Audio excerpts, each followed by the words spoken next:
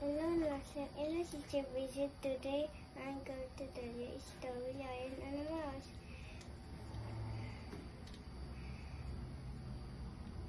Once upon a little lion and a mouse. One day a lion was sleeping. And a mouse started turning in. A lion hop hop. He got the mouse going to kill. the The mouse. mouse the kittiness. The The lion. lion let him go. Some days a lion Caught got at the net. The mouse got the net he hit out.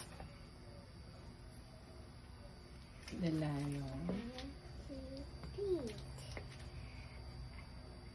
lion he tried the mouse. To good have goods.